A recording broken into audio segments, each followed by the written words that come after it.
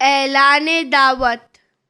3 برس تک حضرت صلی اللہ علیہ وآلہ وسلم نے نہایت رازداری کے ساتھ فرض تبلیغ ادا کیا، لیکن اب آفتاب رسالت بلند ہو چکا تھا۔ صاف حکم آیا، فاصدع بما تؤمر وأعرض عن المشركين۔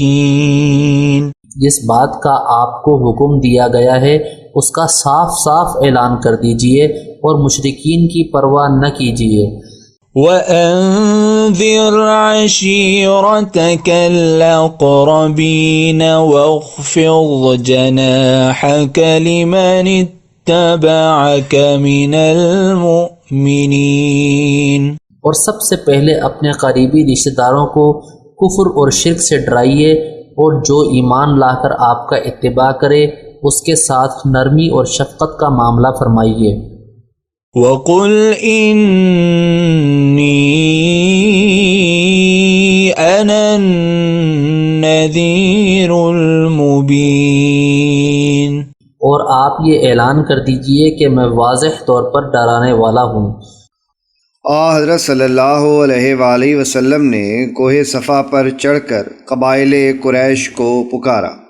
لوگ جمع ہوئے تو آپ صلی اللہ علیہ وآلہ وسلم نے فرمایا کہ اگر میں تم سے یہ کہوں کہ پہاڑ کے پیچھے سے ایک لشکر آ رہا ہے تو تم کو یقین آئے گا؟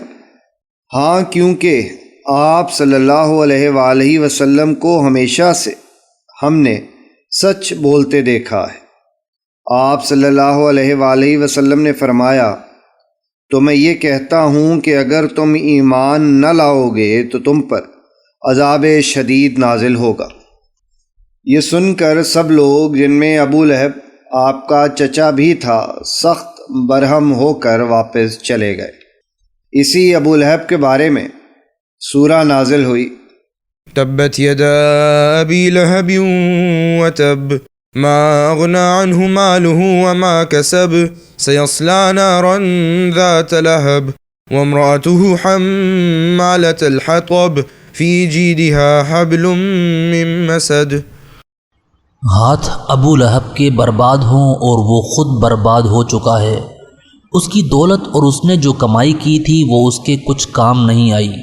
وہ بھڑکتے شعلوں والی آگ میں داخل ہوگا، اور اس کی بیوی بھی لکڑیاں ڈھوتی ہوئی اپنی گردن میں مونجھ کی رسی لیے ہوئے۔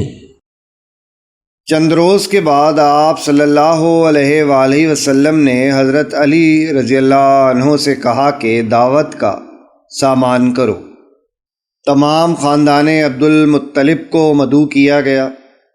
حمزہ، ابو طالب، عباس سب شریک تھے۔ حضرت صلی اللہ علیہ وآلہ وسلم نے کھانے کے بعد کھڑے ہو کر فرمایا، میں وہ چیز لے کر آیا ہوں جو دین اور دنیا دونوں کی کفیل ہے۔ اس بارے گراں کے اٹھانے میں کون میرا ساتھ دے گا؟ تمام مجلس میں سناٹا تھا۔ دفتن حضرت علی رضی اللہ عنہ نے اٹھ کر کہا کہ میں آپ کا ساتھ دوں گا۔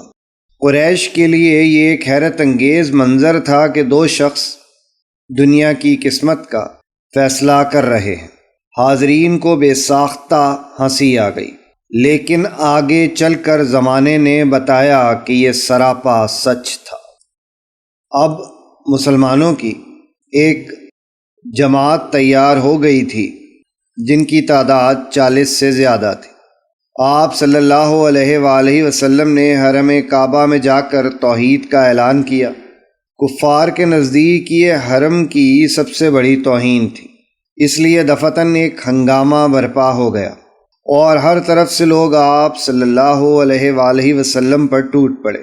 حضرت حارث بن ابی حالہ گھر میں تھے، ان کو خبر ہوئی، دوڑے ہوئے آئے اور حضرت صلی اللہ علیہ وآلہ وسلم کو بچانا چاہا، لیکن ہر طرف سے ان پر تلواریں پڑیں اور وہ شہید ہو گئے۔ اسلام کی راہ میں یہ پہلا خون تھا جس سے زمین رنگین ہوئی۔